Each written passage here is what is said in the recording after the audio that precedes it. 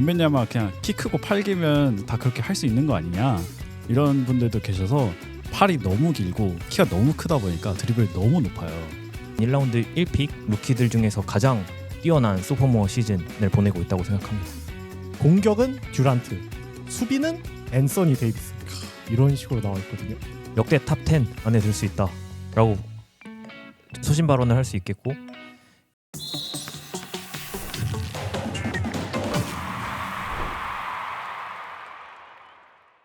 안녕하세요. NBA의 가장 핫한 주제를 맛있게 구워드리는 느바비큐입니다.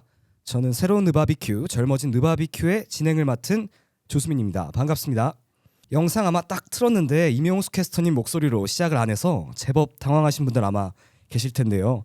혹시나 오해하실까봐 먼저 말씀드리면 이제 기존 느바비큐 영상이 바뀐 것이 아니라 앞서 말씀드린 대로 젊은 버전의 우리 아주 파릇파릇한 20대 NBA 이야기를 담은 새로운 느바비큐라고 생각해 주시면 될 것 같습니다. 당연하게도 기존 느바비큐 컨텐츠는 지금까지와 마찬가지로 꾸준히 업로드될 예정이니까요. 느바비큐의 모든 컨텐츠 많은 관심 부탁드리도록 하겠습니다. 먼저 패널분들 소개하기 전에 앞서서 저희 우스갯소리로 느바비큐 G리그라고 신규 컨텐츠의 이름 정해봤는데요. 혹시 제목 어떤 것 같은가요?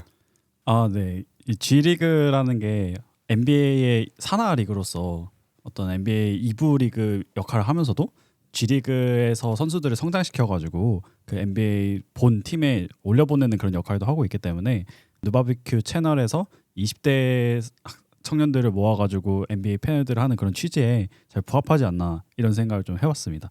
다만 이제 어떤 분들은 이 NBA G리그라고 했을 때 이게 G리그에 대한 콘텐츠를 다루는 것이 아니냐 이러한 의문이 계신 분들도 있었던 것 같은데요. 그런 거는 아마 차후 계속 NBA 관련 콘텐츠를 다루다 보면은 자연스럽게 불식되지 않을까 하는 생각을 해봅니다. 좋은 의견인 것 같습니다. 뭐 말 그대로 아직 젊고 유망한 우리 20대 G리그 멤버지만 열심히 해가지고 또 구독자분들의 인정도 받고 하면서 기존 선배님들의 느바비큐에 버금가는 NBA 이슈 그리고 뉴스 이야기 들려드리도록 하면 좋을 것 같습니다. 각설하고 오늘 저와 함께 방송 진행할 패널 세 분들 소개하도록 하겠습니다. 첫 시간이니까요. 간단한 자기소개 같이 곁들여 주시면 좋을 것 같습니다. 먼저 현성님 안녕하세요. 네, 안녕하세요. 저는 00년생 한국 나이로 26살 이현성이라고 합니다.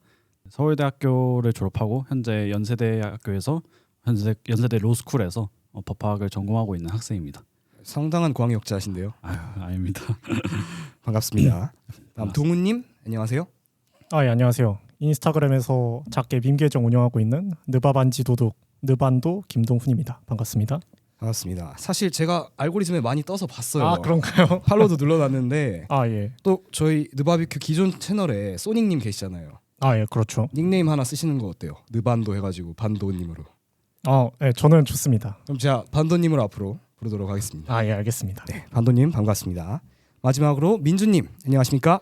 네, 안녕하세요. 네이버 카페 웰컴 투 NBA 카페 스텝을 맡고 있는 김민준입니다. 네, 반갑습니다. 05년생이라고 알고 있는데 어떻게 카페 스텝까지 벌써 하고 계신 거예요? 제가 어렸을 때부터 이런 커뮤니티나 이런 스포츠, 특히 NBA 이쪽에 관심이 되게 많아서 중학교 3학년 때부터 제가 카페 스텝을 해서 거의 한 5년, 6년 정도 지금 운영하고 있습니다. 네, 오늘은 이렇게 현성님, 반도님, 민주님과 함께 젊은 버전의 느바비큐 G리그 첫 시간을 함께 해볼 건데요. 참고로 뭐 오늘 나오신 패널분들만 이렇게 고정으로 계속 나오는 게 아니라 더 많은 20대의 젊은 NBA 패널들이 순차적으로 나올 예정이니까요. 기대 많이 해주셔도 좋을 것 같습니다. 뭐 먼저 가벼운 얘기부터 한번 해보려고 하는데 저희가 다 20대잖아요. NBA가 최근에 또 75주년 맞이하기도 했는데 엄마 뱃속에서부터 NBA를 봤어도 뭐 3분의 1도 아직 못 봤단 말이에요. 다들 언제부터 NBA 보셨나요? 제가 고등학교 1학년 때부터 봤는데요. 그래서 지금 한 8년 정도 NBA 본 것 같고 처음에 르브론을 보게 되면서 르브론 팬으로 시작을 했다가 또 르브론이 레이커스를 오게 되면서 자연스럽게 레이커스 팬이 되었습니다. 르브론 은퇴해도 끝까지 함께 하시나요? 지금 이제 레이커스 옷을 또 입고 있지 않습니까? 그래서 제가 르브론과 함께 넘어오긴 했지만 또 레이커스 이런 프랜차이즈의 역사와 또 이런 근본을 굉장히 존중하고 또 거기서 많은 매력을 느꼈기 때문에 아무래도 앞으로 레이커스와 함께 가지 않을까 싶습니다. 알겠습니다. 반도님은 언제부터 보셨나요? 저는 2018년에 그 NBA 사무국에서 파이널 경기 때마다 미니무비를 만들어서 올려줬거든요. 근데 그 1차전에 유명한 J.R. 스미스의 역주행 그 영상을 처음 보고 이제 골든 스테이트와 르브론의 라이벌리를 보고 NBA에 입문하게 됐습니다. 아주 인상적인 경기였죠. 뭐 응원하시는 팀 있으신가요? 그때가 딱 하든 전성기였거든요. 제가 입문했을 때가. 그래서 그러다 보니까 제임스 하든 계속 따라다니면서 응원하고 있고 지금은 클리퍼스 농구 보고 있습니다. 그럼 민주님은 언제부터 NBA 보셨을까요? 그냥 경기를 봤을 때는 14, 15 시즌부터 NBA 보기 시작했는데 제가 약간 좀 홍대병이랑 반골 이런 기질이 있어서 기존에 있던 트렌드를 부수고 좀 새로운 걸 시도하는 팀들 되게 좋아했거든요. 그때 딱 새롭게 시작한 게 워리어스의 3점 양궁 농구였고 거기에 진짜 매료돼서 워리어스를 진짜 진심으로 응원하다가 최근 한 2, 3년 전부터 그 워리어스 특유의 케미스트리나 이런 스피릿 이런 것도 되게 없어진 것 같고 디그린의 이런 기행과 같은 것들이 있어서 제가 정이 되게 많이 떨어져가지고 한 재작년부터 요즘에 뜨고 있는 SJ랑 썬더 응원 중입니다. OKC. 네, 반골 기질이 있는데 골스를 한창 응원하다가 OKC로 간 거는 이 앞뒤가 너무 안 맞는 거 아닌가요? 이유가 있습니다. 요즘에는 다시 양궁농구 메타가 왔잖아요. 근데 유일하게 뒤집어 엎고 SJ라는 선수는 미드레인지를 위주로 게임 풀어나가는 선수이기 때문에 저는 그리고 팀 케미스트리도 되게 중요하다고 생각하는데 여기는 되게 다 친구처럼 그죠. 끝나고 같이 인터뷰할 때도 그렇고 뒤에서 막 하시고, 찍고 네, 있잖아요. 네. 그럼 막 물 뿌리고 이런 것도 전 되게 좋다고 생각해서 되게 매력적이라고 생각합니다. 저는 스퍼스 팬인데요. 딱 2년 전부터 제가 NBA를 보기 시작했는데 웬바냐마가 1라운드 1픽으로 뽑히던 그 드래프트를 보기 시작했어요. 그래가지고 되게 웬비한테 딱 꽂혀서 이제 스퍼스의 타임라인을 한번 따라가 봐야겠다라고 생각이 들었는데 이제 자연스럽게 오늘 첫 번째 이야기 나눠볼 주제로 건너가 볼까 합니다. 제 개인적인 욕심은 아니고요. 요즘 샌안토니오 스퍼스의 빅터 웬바냐마가 참 핫한데 뭐 소포머 징크스 이런 거 아예 없는 것 같아요. 연일 리그에 큰 임팩트를 남기는 중인데요. 오늘 바로 이 빅터 웬바냐마에 대해서 이야기 나눠보도록 하겠습니다. 사실 뭐 NBA를 보시고 뭐 느바비큐를 보시는 분들은 빅터 웬바냐마가 어떤 사람인지 뭐 모르는 분들 아마 아예 없을 거예요. 여러분들도 뭐 다들 아시죠? 단도직입적으로 네. 웬비 어떻게 생각하는지 한번 들어보겠습니다. 웬벤야마 굉장히 정말 잘하고 또 외계인 같은 플레이를 보여준다. 그래서 외계인이라는 별명이 붙었는데 또 제 주변에서 어떤 분들은 이제 그런 말씀을 하시더라고요. 아니 웬벤야마 그냥 키 크고 팔 기면 다 그렇게 할 수 있는 거 아니냐 이런 분들도 계셔서 저는 그러면은 그 전에도 이런 키 크고 팔 긴 이런 사람들이 있었지만 그 사람들의 특징은 좀 어떠했고 이게 웬벤야마는 그 사람들이 또 어떤 점에서 좀 다른지 이런 얘기를 좀 해보려고 합니다. 그래서 마누투볼이나 랄프 샘슨 같은 선수가 있었습니다. 마누투볼에 대해서 좀 설명을 드리자면은 이 선수는 아프리카 수단에서 왔는데요. 데뷔 시즌부터 굉장히 센세이션했습니다. 키가 231cm로 역대 최장신 2위의 랭크가 돼 있고요. NBA에서. 그런데 키가 굉장히 크고 호리호리한데 그 나름 점프력도 좋고 또 나름 스피드도 빠릅니다. 이렇다 보니까 NBA에서 딱 데려갔는데 데뷔 시즌에 80경기 출전하고 그 중에서 60경기를 주전으로 뛰면서 평균 26분 뛰고 리바운드 6개, 블락을 무려 5개를 찍습니다. 굉장한 기록이죠. 그래서 루키 시즌에 디펜시브 세컨드 팀에 듭니다. 하지만 이제 마누투볼이 이렇게 블락을 잘 하고 있지만 어떤 한계도 있었어요. 왜냐하면은 마누투볼은 워낙에 좀 말라가지고 당시 빅맨들의 포스트업이 굉장히 중요시되던 그런 시대에 예를 들어서 샤킬 오닐, 뭐 하킴 올라존 이런 선수들이 포스트업을 치는데 너무 마르면 이게 막기가 너무 힘들잖아요. 그죠. 그렇다 보니까 좀 초반에는 잘 하다가 나중에 좀 그런 한계에 부닥치기도 했고 또 워낙에 농구를 좀 늦게 시작한 케이스다 보니까 어떤 그 득점력이라든지 기본적인 그 슛터치 이런 것들이 많이 떨어져서 이 커리어 10시즌 정도 뛰었지만 한 평균 득점 한 2.6득점 정도밖에 안 되거든요. 나중에는 좀 출전 시간이 많이 줄어들면서 자연스럽게 좀 리그를 떠나게 되는 그런 케이스라고 할 수 있겠습니다. 이것도 좀 옛날이긴 한데요. 이제 랄프 샘슨이라고 이 선수는 이제 최근에 언론에서 웬비 이전에 웬비다 이렇게 얘기를 했던 선수거든요. 이 선수는 프로필상 키가 224cm, 몸무게가 103kg으로 마누투볼보다는 좀 더 무겁지만 현재 웬벤야바보다는 조금 작습니다. 1983년에 휴스턴에서 1픽으로 드래프트 됐고요. 이 선수는 신인상도 받고 세컨 팀도 한번 받고요. 4년 동안 올스타에 선정됐을 정도로 기량이 굉장히 뛰어났습니다. 첫 두 시즌 동안 평균 득점 20득점 이상, 또 블락도 2개 이상, 리바도 10개 이상, 야투율도 50% 넘겼을 정도로 득점력도 괜찮고 수비력도 괜찮고 운동신경 좋은 그런 웬벤야마 같은 사실 모습을 좀 보여줬죠. 그런데 이 선수는 아쉽게 좀 부상 이후로 커리어가 좀 꺾이면서 또 하킴 올라존에게 묻히면서 자연스럽게 좀 사람들의 기억에서 좀 잊혀져간 그런 선수라고 할 수 있겠습니다. 비교적 최근에는 포른징기스라는 선수가 또 있었습니다. 이 선수 별명이 유니콘이죠. 현실에서 찾아보기 어렵다. 이렇게 해서 유니콘인데 이 선수도 거의 키가 220cm에 가까운데 이 선수는 그전 선수들과 다른 점이 뭐냐면 3점을 쓸 수 있습니다. 그래서 처음 데뷔 시즌부터 슈터치가 좋은 걸로 유명했는데 나중에는 3점을 더 장착하더니 막 딥스리도 쏘고 이렇게 해가지고 올스타로도 선정이 되고 또 뉴욕의 왕이다 이렇게 해가지고 굉장히 인기가 많았던 선수인데 또 이 선수도 조금 부상 이후로 침체기를 겪고 있는 상황인 것 같습니다. 어쨌든 이런 제가 기주기 선수들에 대해서 좀 소개를 드렸었는데 이런 선수들을 봤을 때 약간 장점과 단점이 좀 명확한 경우들이 많아요. 예를 들어서 마운트 볼은 키 크고 운동신경 좋지만 또 기본기가 떨어진다 이런 단점이 있고 랄프 샘슨 같은 경우는 3점을 요즘 트렌드에 맞는 그런 3점을 쏘지는 못하고 포르징기스 같은 경우는 3점을 쓸 수 있지만 또 막 그 수비라든지 이런 지점에서는 기존 그 랄프 샘슨 같은 선수들보다 부족하다 이렇게 볼 수 있는데 우리가 보통 상상으로나 막 게임 같은 걸 할 때 이런 선수가 있었으면 좋겠다 하는 거를 여러 선수의 장점을 합쳐다가 이제 붙이잖아요. 예를 들어서 르브론의 운동신경에 커리의 3점 이런 걸 가지고 있으면 어떤 선수가 나올까 이런 상상을 많이 해보게 되는데 길쭉이 빅맨들도 그런 상상을 팬이라면 이제 해보게 되거든요. 만약에 키가 220cm가 넘는데 운동신경도 좋고 팔도 길쭉해서 수비도 잘하는데 3점까지 쏜다 이런 선수가 있다면 과연 NBA가 어떻게 될 것인가 이런 생각을 해보게 만들었었는데 그런 선수가 실제로 나타났다. 이게 웬벤야마라고 생각을 합니다. 네, 팬이라면 상상해볼 만한 그런 외계인 같은 선수가 실제로 나왔고 또 그 시대를 같이 살아가고 있다라는 것은 농구 팬들에게는 굉장한 축복이지 않을까 이렇게 평가를 감히 해보겠습니다. 정리하자면 이제 그 정도 신체 스펙 220이 넘고 뭐 윙스팬이 엄청나고 이런 선수인데도 불구하고 상당한 운동 능력을 보유하고 있고 또 그런 선수를 실제로 볼 수 있는 거는 굉장한 축복이다. 상당한 극찬을 해주셨는데 반도님은 요즘 그러면 웬반야마 어떻게 보고 계신가요?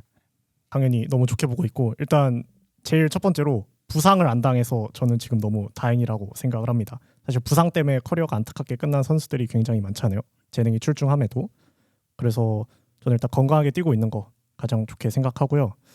그런데 이제 웬반야마의 스탯지들을 이제 잠깐 보면 저번 주 경기에서 35득점, 18리바운드 아니면 뭐 20득점, 23리바운드 이런 식으로 해서 사람들이 와 진짜 신인류다 저렇게 완벽할 수 있나?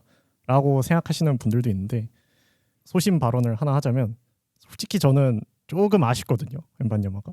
제가 아까 말씀드린 두 경기가 덴버와 샌안토니오의 백투백 경기였습니다. 첫 번째 경기는 샌안토니오가 이겼고요. 두 번째 경기는 덴버가 승리를 했는데 여기에서 웬반야마가 첫 번째 경기에 3어시스트 정도의 7턴오버 그리고 두 번째 경기는 3어시스트의 4턴오버 정도를 했던 걸로 제가 기억을 해요. 확실한 거는 이제 보통 리그의 어시스트 턴오버 비율이 이 살짝 아래에서 평균이 왔다 갔다 하거든요. 그런데 이게 1보다 작고 지금 턴오버가 너무 많았는데 이게 결국 웬반야마는 결국 요키치를 많이 만나게 될 운명이란 말이죠. 그래서 이 경기를 제가 한번 돌려보면서 웬반야마가 어디에 약점이 있나를 좀 살펴봤습니다. 그래서 그 부분이 피지컬한 상황에서의 대처가 좀 아직은 부족하다라는 게 제 입장이거든요. 그때 이제 덴버가 어떤 수비 스킴을 가져갔냐면 이제 웬반야마와 이제 투맨 게임을 시작을 하면은 덴버가 그냥 스위치를 합니다. 그럼 매치업 되는 게 자말 머레이 아니면 러셀 웨스트브룩, 크리스천 브라운, 마이클 포터 주니어, 에런 고든은 그때 경기에 안 나왔고요. 그러면 이 선수들이면 분명히 사이즈상 미스 매치이거든요. 그런데 웬반야마가 공을 잡자마자 뭐 가까운 쪽에서 헬프가 오거나 더블 팀을 붙어서 웬반야마에게 순간적으로 압박을 가하니까 바로 무너지면서 턴오버를 하게 되는 장면이 솔직히 많이 노출이 됐어요. 그리고 이거는 사실 러셀 웨스트브룩과 1대1을 할 때도 러셀 웨스트브룩이 스틸 욕심이 있었던 적이 많았지만 그래도 대부분 이제 공을 놓치게 하거나 패스를 강요하거나 아니면 진짜 스틸을 당해주는 그런 경우들이 굉장히 많이 나왔거든요. 선발에선 러셀 웨스트브룩, 벤치에선 페이튼 왓슨이 그런 식으로 강하게 매치업을 가져갔고, 그럼 니콜라 요키치는 크리스 폴한테 매치업이 돼서 크리스 폴이 요키치를 공략하지 못하니까 그대로 덴버가 2경기 승리를 가져갔습니다. 그런데 1경기는 사실 점수차가 얼마 나진 않았는데 여기에 웬바냐마 슛감이 거의 3개 던지면 2개 넣는 수준. 그러니까 저희가 보통 잘한다 하면 야투율 50% 이런 식으로 얘기하는데 거의 66%니까 거의 70%죠. 3점을 6개 던져서 4개를 넣는 아주 엄청난 슛감을 보여주면서 1경기는 승리로 가져갔지만 2경기는 결국 이제 클러치에서 마이크 말론 감독이 이제 아예 크리스천 브라운을 빼버리고 페이튼 왓슨을 계속 매치업을 시킵니다. 경기 끝까지. 그래서 오버타임에서 웬바냐마가 뭔가 공을 잡고 뭔가 득점을 하거나 그런 것이 전혀 없고 패스만 하다가 오버타임이 좀 웬바냐마에게는 아쉽게 끝난 것 같습니다. 그래서 이 경기는 전형적으로 덴버에게 밀리면서 패배하지 않았나. 네, 그런 약점이 있는 것 같습니다. 정리해보자면 덴버와 세난의 백투백 경기 있었는데 1경기는 이제 웬비의 장점 외계인 같은 면이 상당히 많이 드러났던 경기였고 2경기는 아쉬운 단점이 많이 보였다. 이렇게 정리할 수 있을 것 같습니다. 그것도 그렇고 근데 이제 1경기 때 사실 턴오버를 더 많이 했잖아요. 그래서 2경기 때 보면은 웬바냐마가 더블팀 올 거를 미리 염두하고 패스를 더 빠르게 돌리거나, 이 선수가 디시전 메이킹이 나쁜 선수는 아니거든요. 내가 어디에다 패스를 해야 한다는 정확하게 알고 있는 선수예요. 근데 볼키핑 하려고 막 손으로 막 이렇게 머리 위로 들고 막 다시 아래로 내리고 이런 과정에서 스틸을 당하는 게 많았지. 그래서 오히려 단점은 1경기에서 더 많이 보이긴 했는데 그거를 그 유니콘 같은 그 슛감으로 다 해결하지 않았나. 저도 웬바냐마 경기를 보다 보면 뭐 잘하는 거야 워낙 느껴지지만 굳이 뭐 안 해도 될 부분을 하는 느낌을 받을 때도 있어요. 그래가지고 말씀해주신 1경기, 2경기에서 나눠지는 그런 모습들이 되게 공감이 갔던 것 같습니다. 두 분은 반도님 의견 어떻게 생각하신가요? 웬비에게 있어서 아직 요키치라는 큰 산은 무리였던 것 같기는 한데 어쨌든 제가 생각했을 때 웬바냐마가 나아가야 될 방향은 포르징기스의 그런 3점 슛과 듀란트 같은 스타일을 합쳐서 포르징기스 플러스 듀란트로 가야 된다고 생각하거든요.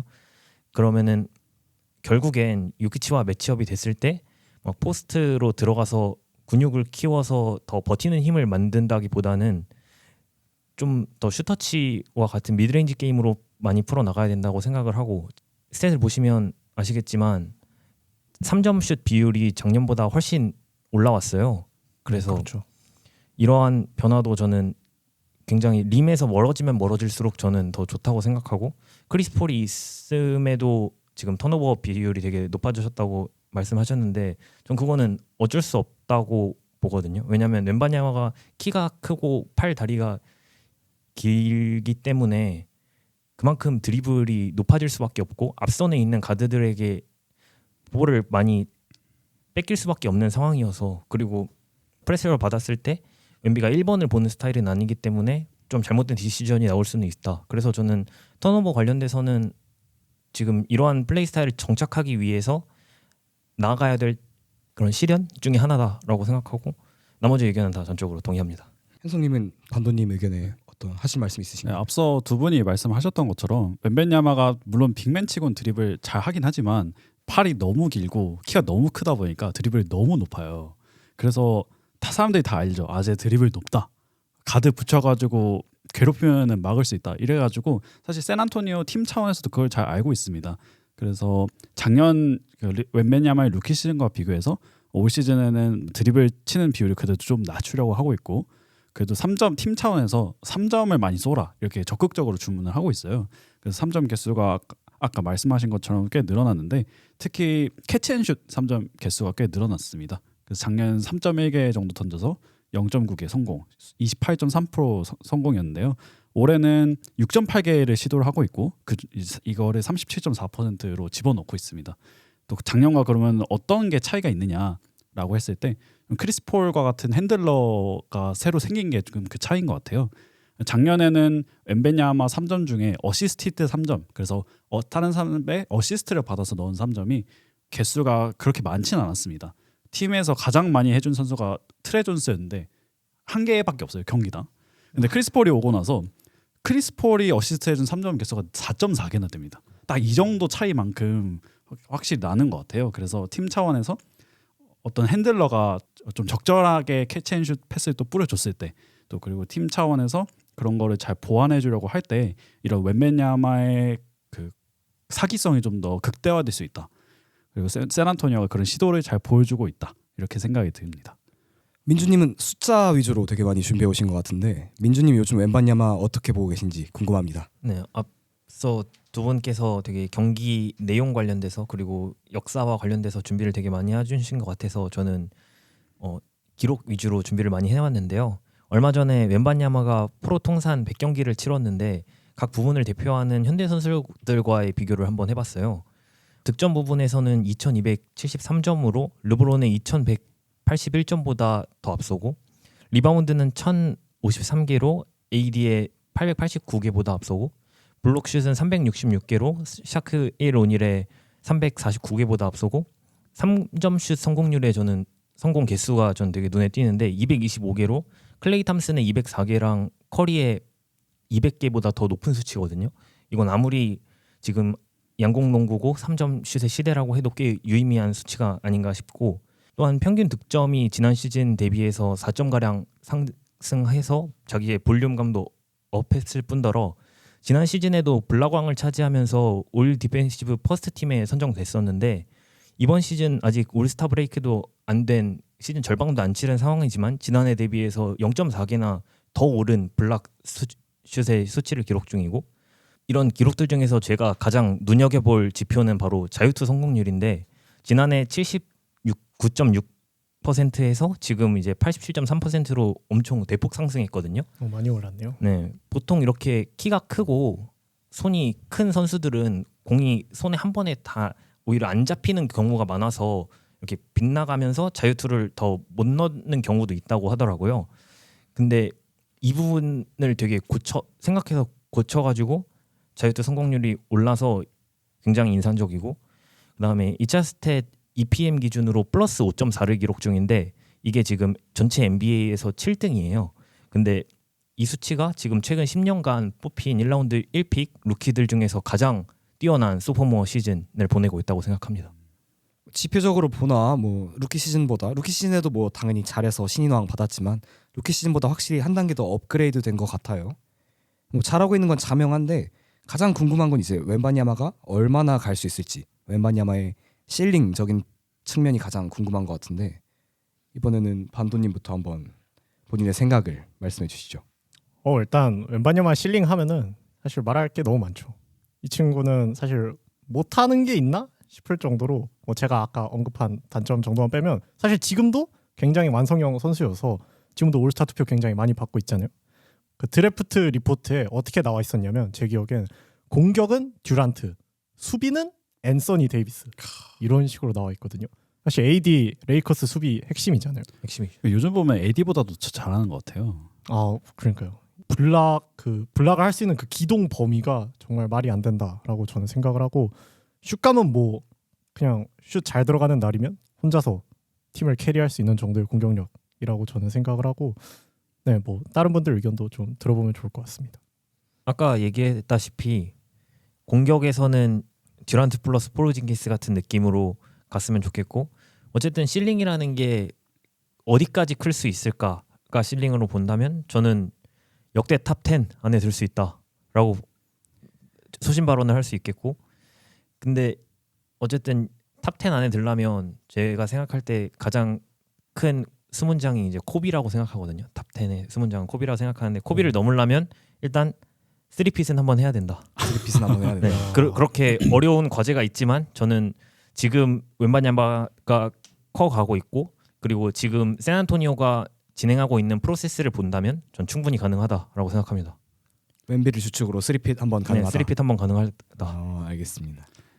저도 아까 처음에 제가 말씀드렸던 것처럼 이 선수는 기존에 우리가 상상하던 여러 그 장신 선수들의 장점을 이제 좀 인위적으로 합쳐놓은 그런 느낌까지 나는 약간 키메라 같은 느낌을 주는 되게 이질적인 선수여서, 사실 건강만 하다면은 탑 10까지도 충분히 노려볼 수 있는 그런 선수. 올스타 당연히 계속 찍을 거고, 올드바 계속 당연히 들을 거고, 디펜시브 디포이 3개 4개 당연히 받을 수 있을 건데, 이제 이거의 모든 전제 조건은 이 선수가 10년, 15년 동안 건강하게 뛸 수 있냐. 사실 이게 굉장히 전제 조건이거든요. 아까 말씀드렸던 이 키 큰 선수들의 단점이 좀 아무래도 이게 일반적인 사람들과 신체 구조가 좀 다르다 보니까 좀 부상에도 취약하기도 하고 또 몸에 좀 무리가 많이 간다 이런 얘기가 있는데, 근데 사실 현재까지 좀 보여준 모습으로는 희망적인 기대를 좀 갖게 만드는 선수기는 확실해요. 왜냐면은 그 데뷔 전에도 프랑스 리그에서 프로 선수 생활을 했었고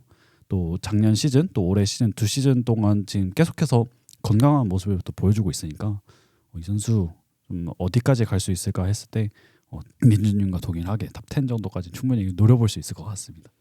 이게 또 웬반야마가 또 다른 이제 장점이라고 하면은 제 생각엔 또 워크의식도 있는 것 같거든요. 사실 뭐 이제 드래프트 되자마자 팀 덩컨, 마누 지노빌리, 토니 파커 이 선수들과 만나기도 했고, 또 실제로 이제 경기를 계속 본인이 발전시켜 나가고, 지금 소포모어 시즌 때 보통 이제 저희가 소포모어 징크스라고 하는 거는 결국 분석을 당하기 때문이라고 하잖아요. 근데 거기에서 본인이 그 분석도 다 뚫어내고 거기에서 본인의 기량을 계속 펼쳐 나가고 있는 걸 보면은 뭐 성장을 하는 거에 있어서는 뭐 기대를 충분히 해도 되지 않을까라는 생각도 해봅니다. 저는 약간 그런 걱정도 있긴 해요. 그러니까 한 프랜차이즈가 최하위권에서 우승권 팀으로 가기까지는 어느 정도 탱킹의 시간을 거치잖아요. 그래서 여러 개의 드래프트 상위 픽을 뽑아서 유망주들 많이 키워가지고, 왜냐면 혼자서는 우승을 할 수 없으니까 유망주들을 여러 데리고 가서 우승을 노려본다, 이런 게 이제 더 프로세스 같은 건데, 사실 샌안토니오가 원래 이런 걸 하려고 그랬는데 사실 실패를 했어요. 웬베냐마 때문에. 왜냐면은 첫 번째부터 너무 잘해버려가지고, 이게 옛날에 르브론 같은 경우도 막 초반부터 잘하다 보니까 굉장히 클리블랜드가 엄청 탱킹을 하다가 딱 르브론이 오고 나서 금방 이제 플레이오프에 이제 컨텐더까지 금방 올라갔어요. 이러다 보니까 르브론을 좀 보좌할 수 있는 그런 드래프트 상위 픽을 얻는데 좀 실패를 했고, 그렇기 때문에 좀 그 르브론 1기 때는 우승을 못했는데 웬벤야마도 약간 그런 느낌이 좀 날 수 있을 것 같아요. 그래서 좀 같이 보좌할 수 있는 그런 유망주들을 수급하는 데는 어쨌든 지금도 실패를 한 것 같죠. 왜냐하면 지금 탱킹을 안 하고 있으니까. 그래서 좀 너무 처음부터 잘해버려가지고 이게 조금, 그렇다면 다른 팀에서 FA라든지 트레이드로 웬벤야마와 이런 결이 굉장히 잘 맞는, 예를 들어서 핸들러든지 그런 선수들을 데려와야 되는데, 이거를 어떻게 샌안토니오가 해주느냐에 따라서 좀 웬벤야마가 다음에 우승을 얼마나 할 수 있을지, 이런 것들이 좀 향후 그런 게 결정되지 않을까 싶기는 합니다. 오히려 너무 잘해서 너무 적이 될 수 잘해서, 있다. 그렇죠. 너무 잘하다 보니까 좀 벌써 좀 소년가장 약간 이런 이미지가 될 수 있다라는 거죠. 이번 시즌 성적도 뭐 생각보다 잘 나오고 있는 것 같아요. 스퍼스가 웬반야마의 덕분이겠죠. 이거 너무 잘한다는 말 나온 김에 돈치치 얘기를 잠깐 하자면, 이게 생각났는데, 돈치치가 처음에 이제 굉장히 재능을 드러냈는데 댈러스 프런트가 그때 일을 되게 못했다라는 의견들이 사실 굉장히 많잖아요. 그죠. 그때 돈치치한테 붙은 최고의 팀메이트면 포르징기스. 지금은 어떻게 다시 프런트가 일을 해서 어빙과 이제 좋은 롤 플레이어들로 지금 우승과 전력을 갖췄지만, 돈치치가 셀러리가 적을 때 뭔가 포르징기스 말고도 조금 더 좋은 영입, 뭐 팀하더웨이 주니어 말고 다른 선수, 이런 식으로 프런트의 역량이 사실 그 선수 능력 외적이긴 한데 굉장히 팀의 우승에 중요한 조건인 것 같습니다. 네, 맞아요. 그래서 샌안토니오가 어떤 식으로, 왜냐면 지금 크리스폴이 있긴 하지만 나이가 많이 들어서 곧 몇 년 뒤에는 은퇴를 할 거고, 당연히 새로운 핸들러를 데려와야 되는데 그런 자리들을 어떻게 채울지, 그리고 그거를 바탕으로 좀 웬벤야마가 건강하게 좀 강팀에서 계속 성장할 수 있을지, 그런 부분들을 좀 지켜봐야 될 것 같아요. 요즘 또 뭐 르브론, 커리, 듀란트 다 약간 노쇠화하기도 하고 출전 시간도 점점 줄면서 다음 슈퍼스타를 되게 찾고 있는 것 같은데, NBA가 그 다음 슈퍼스타 뭐 지금 돈치치도 있고 뭐 요키치도 있지만 웬반야마가 될 수 있다고 생각하시나요? 전 무조건이라고 생각합니다. 근데 일단 제 생각에는 르커 듀가 이 정도의 지금 슈퍼스타가 되고 이 정도 인기를 누릴 수 있었다는 거는 저는 미국 국적이 있었기 때문에라고 생각도 되게 많이 들거든요. 그리고 그 미국 국적이라는 그런 어드밴티지가 분명히 있었을 거고, 근데 지금 차세대 NBA 스타들 연관들 보면은 다 프랑스인이거나 아니면 막 캐나다 사람, 뭐 동유럽 사람도 이렇게 많고. 동유럽 사람들도 많고, 이렇게 다양한 국가들로 포진되어 있다 보니까 제 생각에는 웬비가 만약 미국 국적이었으면 지금보다 훨씬 더 많은 하입을 받고 더 많은 인기를 얻을 수 있었을 거라고 생각하거든요. 걸림돌이라고 인기적인 측면에서는 그게 걸림돌이라고 생각하는데 실력적인 부분에서는 저는 의심이 없다고 생각합니다. 반도님 어떻게 생각하시나요? 저도 그 미국인 스타를 NBA가 원한다라는 말에 굉장히 동의를 하고요. 제가 자이언 윌리엄슨이 드래프트 됐을 때 NBA 측에서 올린 영상 중에 뭐가 있었냐면 르브론 클리블랜드 1기 때 덩크하던 거랑 자이언 윌리엄슨이 덩크하는 영상을 이렇게 컷 편집을 해서 이렇게 합쳐놓은 광고가 있던 걸로 제가 기억을 해요. 그래서 그걸 보면서 자이언 윌리엄슨을 넥스트 스타로 띄워주려고 하나 보다 했는데 뭐 이제 결국 부상을 당했고 지금은 뭐 그 포지션을 앤서니 에드워즈가 어느 정도 가져가고 있는 것 같은데 그래서 뭔가 미국인이 아니긴 한데 그래도 사실 지금 NBA 인스타그램 들어가면은 그 예전부터 릴스 고정란에 웬반야마의 그 자유투라인 덩크가 아직도 고정이 되어 있거든요. 그래서 사무국도 그래도 웬반야마는 밀어주고 있는 것 같다라고 생각을 합니다. 저는 이게 르브론, 커리, 듀란트의 그 정도의 인기를 구가할 수 있을지에 대해서는 조금 의문이 있어요. 사실 앞서 말씀해주신 것처럼 미국인이 아니기도 하고 이게 좀 제 개인적인 생각으로는 좀 플레이 스타일이 그렇게 재밌지는 않다라는 좀 그런 생각이 들어요. 왜냐면은 딱 그 르브론 같은 경우 막 압도적인 운동신경에서 나오는 약간 굉장히 야수 같은 모습 그런 모습이라든지 커리 같은 경우는 그 3점의 패러다임을 완전히 바꾼 그런 선수인데 이제 좀 키가 작은 선수가 뭐 드리블도 당연히 잘하고 요리조리 선수들을 피해 다니면서 막 3점을 굉장히 다 쏘는데 그게 다 들어가니까. 근데 웬벤야마는 사실 3점을 잘 쏘긴 하지만 어느 정도 캐치앤슛에 좀 그런 게 있고 또 덩크를 찍었을 때 이게 저게 돼? 약간 고무고무 마냥 늘어나는 듯이 저게 된다고? 싶지. 약간 좀 르브론이라든지 야니스 덩크를 보면서 와 미쳤다. 약간 이런 좀 이렇게 흥분을 일으키게 하지는 않거든요. 이제 제 개인적인 생각으로는. 그래서 그런 면에서 어떤 슈퍼스타라고 하면은 물론 당연히 성적이라든지 기록이라든지 기량 이런 것들도 중요하지만 팬들의 마음에 얼마나 남을 수 있느냐 팬심이라든지 이런 것들이 굉장히 또 중요한데 그런 부분에서는 사실 르커듀를 대체할 만한 그런 선수가 될 수 있을까 하는 의문이 있어요. 아직도 또 NBA 유니폼 판매량 보면 아직도 커리가 1위 아직도 르브론이 2위 이렇게 되고 있거든요. 그래서 그거를 과연 웬비가 넘어설 수 있을까에 대해서는 조금은 의문이 듭니다. 세 분 공통적인 의견으로는 국적이 좀 아쉽고 또 이제 다른 플레이 스타일이라든지 이런 게 조금 아쉬울 수 있다. 진정한 슈퍼스타가 되기 위해서는. 그러면 국적이나 뭐 플레이 스타일 말고 지금 현 시점에서 웬반야마가 아쉬운 게 있을까요? 단점이라든지. 내가 샌안토니오 스퍼스의 코칭 스태프면은 이거를 뜯어 고쳐야겠다. 웬반야마에. 이런 점이 있을지. 오히려 더 역설적으로 턴오버가 되게 많고 이렇게 드리블이 높다 보니까 계속 가드들한테 괴롭힘을 받아도 저는 웬반야마한테 드리블 더 시킬 것 같아요. 오히려 드리블이 단점이긴 하지만 어쨌든 그런 포인트 가드가 주는 패스만 받아먹는 언제까지나 그런 선수로만 있을 수는 없고 자기가 만들어야 되는 샷 메이킹을 해야 되는 선수가 되기 위해서는 저는 핸들링은 필수적인 덕목이라고 생각하기 때문에 뭐 르브론, 커리, 듀란트 다 자기가 샷 메이킹을 할 수 있는 선수들이잖아요. 그래서 저는 핸들링을 더 오히려 역설적으로 시킬 것 같습니다. 저는 반대로 오히려 좀 드리블 좀 하지 마라 약간 이렇게 생각을 좀 하는데 물론 웬벤야마가 더 샷 메이킹을 하고 이런 플레이 스타일을 그런 듀란트 같은 플레이 스타일을 되면은 정말 좋겠지만은 그러기에는 이제 제 생각에는 키가 너무 크고 그러기에는 팔이 조금 너무 길어요. 그래서 이게 크로스오버를 해도 듀란트 같은 경우는 빠르게 그 크로스오버를 하면서 가져갈 수 있는데 웬벤야마는 이 공이 이제 왔다 갔다 하는 게 굉장히 좀 높을 수밖에 없어요. 이게 크로스오버를 해도 똑같은 크로스오버를 해도 그렇다 보니까 좀 가드들한테 잘릴 위협성도 크고 저는 웬벤야마가 그리고 계속해서 그런 볼 핸들링까지 가져가면은 굉장히 체력적인 부담이 많이 올 거라는 생각이 듭니다. 그래서 그런 건 좀 제한적으로 해야 되지 않나. 좀 제한적인 상황에서만 좀 드립을 쳐줄 수 있는 그런 정도로만 있으면 될 것 같다는 생각이 들고 지금도 그 정도는 충분하지 않나라는 생각이 들어요. 그래서 사실 제 생각에는 어떤 웬벤야마가 드리블 연습을 시켜서 웬벤야마를 드리블을 치게 만들기보다는 좀 웬벤야마를 잘 보좌해줄 수 있는 그런 핸들러가 있어야 된다라고 생각합니다. 크리스 폴로는 부족하다라는 건가요? 크리스 폴 물론 굉장히 훌륭한 선수지만 지금 나이가 좀 많이 있고 그렇죠. 웬벤야마는 향후 이제 10년 이상을 같이 가야 되는 선수이기 때문에 그런데 그럴 만한 선수가 어디 있나 싶을 때 조금 잘 찾아보기 어렵긴 해요. 뭐 요즘 디에런 팍스 얘기도 뭐 나오고 하고 있긴 한데 뭐 아무래도 웬벤야마랑은 좀 나이 차이가 좀 있다 보니까 이게 타임라인이 좀 안 맞기도 하고. 반도님 의견은 어떠신가요? 웬바냐마 핸들링 얘기를 좀 더 해보자면 글쎄요. 어차피 팀의 1옵션을 할 거라면 언젠간 샷메이킹 해야 되는 순간이 올 거고 그래서 드리블 연습을 지금 하는 게 조금 더 낫지 않나 일단 저는 그렇게 생각을 하고요.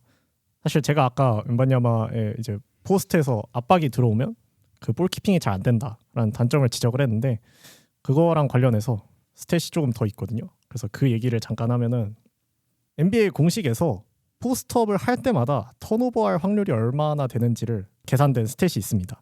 뭐 단적인 예로 벤 시몬스는 25%이고요. 그래서 이제 제가 뭐 그 스탯지를 쫙 봤는데 포스트업을 2회 이상 한 선수들만 해당되면은 웬바냐마는 사보니스 다음 2등입니다. 22.8%. 그러면 5번 중에 1번 정도라는 얘기죠.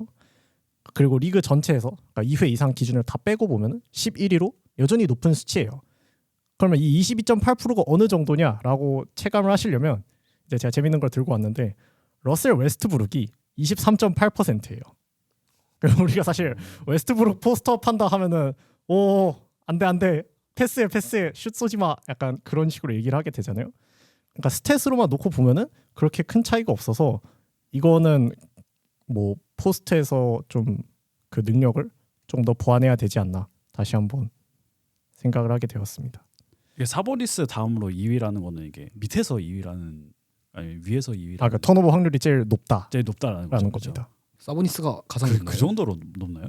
아 예, 도만타스 사보니스가 사보니스가 아무래도 좀 포스트업을 치다가 다른 슈터들이나 막 몽크나 막 박스나 이런 선수들 되게 잘 봐주는 역할을 하다 보니까 아무래도 그런 측면에서 되게 턴오버가 많이 나오는 것 같은데 그리고 애초에 사보니스가 팔이 짧아서 슬픈 선수예요. 웬바냐마 반대네요. 네, 완전 반대여가지고 그래서 이게 리바운드도 좀 힘들고 그렇습니다. 알겠습니다. 마지막으로 웬바냐마에 대해서 자유롭게 하시고 싶은 말씀 하시면서 토크 마무리해 보도록 하겠습니다. 저는 웬바냐마 제일 인상적으로 보고 좀 충격적이었던 게 이 친구가 스타성이 있어요. 할로윈 코스튬 이런 걸 보면은 진짜 되게 재밌는 거 막 부기맨 해오고 얼굴에 마스크 하얀색으로 다 쓰고 오고 이런 걸 되게 많이 하거든요. 근데 이런 스타성이 있는 모습들을 저는 평소에도 더 많이 보여줬으면 좋겠다. 막 경기 중에 세러머니나 이런 것도 자기 시그니처로 하고 이렇게 앞으로 NBA를 이끌어 나갈 스타가 됐으면 좋겠습니다. 네, 안 그래도 얼마 전에 웬벤야마가 뉴욕에서 그 체스 공원에 가가지고 일반 사람들이랑 체스를 두기도 했었고 그거 하고 이제 막 경기장에서 안 그래도 시카고 불스 옷을 입고 계시는데 그 시카고 불스 마스코트 벤이랑 또 같이 체스를 두는 모습이 또 포착이 되기도 했는데 어쨌든 그런 여러 가지 면에서 좀 자기도 그 스타성을 좀 뭐 본인이 스타성을 일부러 막 하려고 한다는 건 아니지만 어쨌든 선수로서 팬들에게 좀 더 다가가려고 하고 그런 모습도 좀 보여주는 것 같아요. 그래서 이 선수가 좀 건강하게 또 향후 10년, 15년간 NBA에서 좀 오래 볼 수 있었으면 좋겠다. 그리고 그 제가 웬벤야마를 처음 봤을 때 그 엄청난 충격, 그 덩크를 와 저게 덩크가 된다고? 약간 그런 충격이 앞으로 10년 또 15년 동안 계속 지속이 될 수 있기를 또 희망하고 있습니다. 두 분 더 하실 말씀 없으신가요? 저는 없습니다. 저도 괜찮습니다. 네, 그럼 오늘 신인류의 선두주자인 빅터 웬바냐마에 대해서 얘기 나눠봤는데요. 웬바냐마 앞으로도 멋진 활약 기대하면서 오늘 토크 마무리해 보도록 하겠습니다. 첫 번째 시간이었던 만큼 소감 한 번씩 들으면서 마무리하고 싶은데 반도님부터 오늘 어떠셨나요? 소감 한마디. 일단 제가 이렇게 여러분들과 약간 이렇게 NBA 얘기를 좀 딥하게 할 수 있는 시간이 잘 없었는데 이렇게 또 얘기 나눠 보니까 제가 모르는 부분들도 좀 알게 되고 네, 저는 좋았던 것 같습니다. 근데 아직 좀 긴장이 덜 풀려서 네, 앞으로 계속 해보면 좋지 않을까. 네, 다음 현성님. 저는 이 컨텐츠에 참여하게 될 때부터 굉장한 기대감도 가지고 있었고 또 굉장한 부담감도 가지고 있었어요. 왜냐하면은 기대감이라는 거는 농구를 정말 좋아하는 사랑하는 팬으로서 또 저의 또래 또 친구들과 또 또래 선후배들과 이렇게 농구에 대한 얘기를 정말 재밌게 나눌 수 있다라는 점에서 정말 기대를 했는데 부담감 측면에서는 또 누바비큐 원래 본 컨텐츠들을 굉장한 또 저명한 해설위원분들과 저명한 굉장한 분석가들이 또 하고 계시지 않습니까? 그래서 저희가 G리그라고는 하지만 이게 좀 말도 안 되는 내용을 얘기를 하거나 뭐 내용이 틀리거나 이러면은 또 그런 본 컨텐츠들 하시는 분들께 좀 누가 될 수 있다라는 생각도 좀 들었거든요. 그렇죠. 그래서 그 퀄리티를 G리그를 하지만 어느 정도 따라갈 수는 있을까? 약간 이런 좀 부담감도 많이 됐었는데 저도 그 부담감 때문에 또 열심히 준비하게 됐고 또 다른 패널분들도 정말 알차고 좋은 내용들 또 준비해 주셔가지고 정말 재미있게 얘기할 수 있었던 것 같습니다. 네. 마지막으로 민주님. 저는 되게 어릴 때부터 이런 스포츠 보는 것도 되게 좋아하고 막 커뮤니티에 글 쓰는 것도 좋아하는데 이렇게 말할 기회가 사실 되게 많이 없어서 저는 팟캐스트 형식으로 말하는 거를 어렸을 때부터 되게 하고 싶어 했거든요. 근데 이런 느바비큐 G리그라는 좋은 기회가 생겨서 전 보자마자 바로 막 지원하면서 계속 입가에 웃음이 안 가실 정도로 진짜 설렜고 저는 오늘 이 시간 되게 의미 있었다고 생각해서 저 또한 한 번 더 발전할 수 있는 시간이었던 것 같습니다. 네, 이렇게 느바비큐 G리그 첫 번째 방송 시간이 끝났는데요. 저희는 매주 돌아오니까요. 그때까지 다른 느바비큐 컨텐츠 역시 즐겨주시고 계시면 될 것 같습니다. 또 저희가 뭐 G리그니까 아무래도 기존 버전에 비해서 약간 정보도 부족하고 뭔가 재미도 오늘 첫 화였던 만큼 약간 부족했던 것 같아요. 그래서 너무 날선 댓글 이런 건 또 쓰지 말아주시고 같이 재밌게 만들어가는 컨텐츠가 되었으면 좋겠습니다. 그럼 다음에 또 다른 젊은 NBA 이야기로 찾아뵙겠습니다. 고맙습니다. 감사합니다. 수고하셨습니다.